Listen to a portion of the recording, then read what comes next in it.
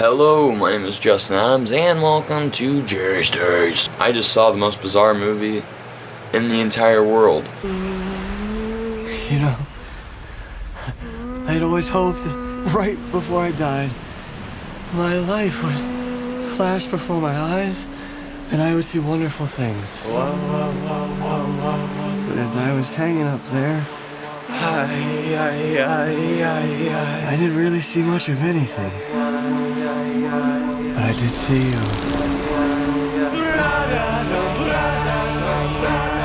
This is crazy. I thought you were dead. Am I dead? I don't think so. You're talking. Hi. You're special. I'm special. You're like the multi-purpose tool guy. And that's why I need you to help me get home.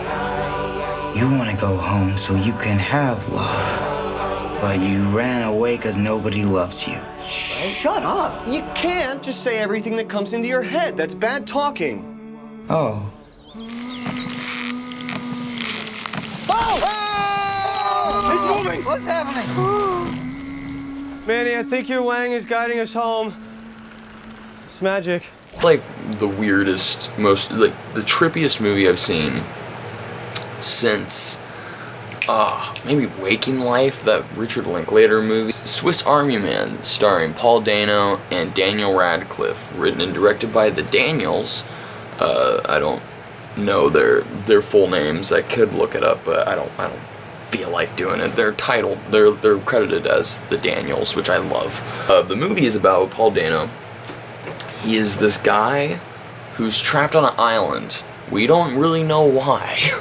But we don't know, he's trapped on an island. He's about to kill himself, and right when he's about to kill himself, Daniel Radcliffe comes onto shore, and he's a dead body, and he starts releasing his bowels, if you will. He's farting nonstop. And Paul Dano realizes that he can use Daniel Radcliffe's farts as a jet ski to get off this island. And he does. And when we see that, like, when you see that scene in the trailers, you're like, oh, this is just gonna be a dark, trippy movie. And it's trippy, but it's not dark. And I think that's the only thing I don't like about this movie. While it is dark, it's dark in the strangest of ways. It's just more of a real trip of a movie. Like, it's just so... like, nothing is bad about it. Like, everything is super, super well made and well done. The acting is really good. The story elements are really nice, and the arc of the characters too is very, very interesting. But man, the movie was just so fucking trippy. It is seriously the trippiest movie I've ever seen in my entire life. And it's not just the idea. You think the idea is weird. The idea is the most simple part, and the fart jokes are the most simplest things in this movie. When it goes to, like, who human beings are and how, because Paul Dano, he's trying to teach Daniel. These directors are going to go places after this. Like, these guys are music video directors. They did the music video for Turn Down for What? I think that's Turned Down for What? Whatever. I don't care. I'm not into the young people lingo, even though I am a young person. They're very talented. You could tell with this movie. Like, you can tell these guys are very, very creative directors. But are these guys the best of writers? I don't think so. And to these weird hipster cliches, like weird, like hippy dippy, like smoking weed on the campfire. This is love. This is fear. This is being angry.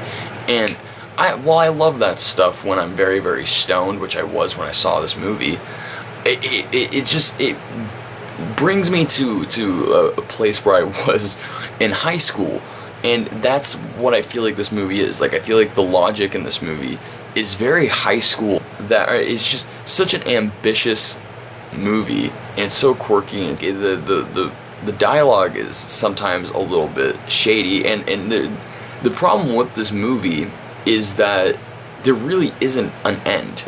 You can't end this movie. Like, it's very, very impossible and hard, especially when you start finding out who the characters are, especially Paul Dano's character, you're like, okay, how is this movie going to end? How is this going to go? And it doesn't show us, which I like. I like as an audience member to just kind of make up my own story, like just to make up my own ending. I like those kind of movies that leave it to the audience to say, hey, what do you think these characters are going to do? Give us your theories, and we'll all have a nice talk about it. And I love those movies because it brings stupid movie fans together, and we can all throw our stupid hypotheses and our theories about the movie. And this is just the third act when we start finding out who Paul Dano is, and there's this central character.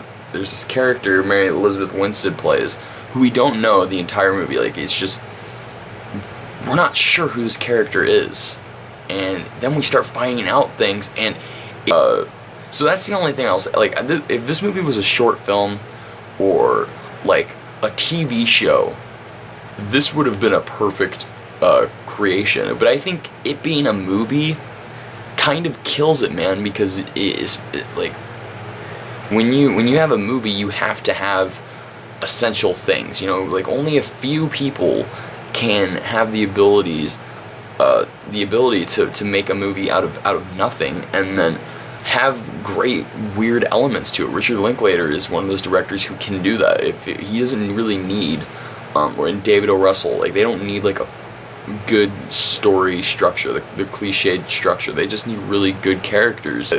If you don't go out and don't think you need to see this movie, because you don't. It's not a movie for everybody at all. It's a movie for, if you love Daniel Radcliffe, if you love horns, if you love where his career is, then see the movie. But if you're sitting there being like, man, that Daniel Radcliffe after Harry Potter, he's been doing some wacko movies, and I'm not really sure how I should feel about that, then don't see the movie. It's just another wacko Daniel Radcliffe movie, which I love. I think Daniel Radcliffe is the best part about this movie. But there's this one scene with the effects, and I can't blame the movie's budget was only $3 million, which, it looks amazing for only that little money. But there's this one scene where water's coming out of Manny's mouth, that's Daniel Radcliffe, and you can totally tell where the puppet is and where Daniel Radcliffe is. Like, it is the most obvious cuts, and I don't know, that's just me being a movie guy and looking at those things. I'm stupid and critical and asshole. Alright guys, that's what I think about Swiss Army Man. What do you guys think about it? Let me know in the comment section. Like, subscribe, blah blah blah. Yes.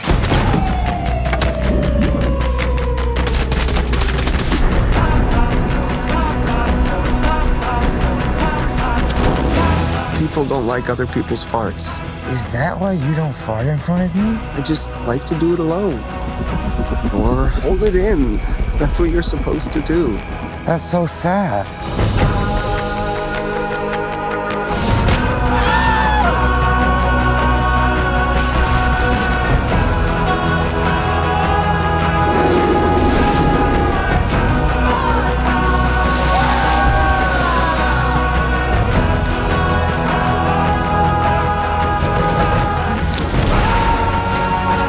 Sang and we danced, and it was beautiful.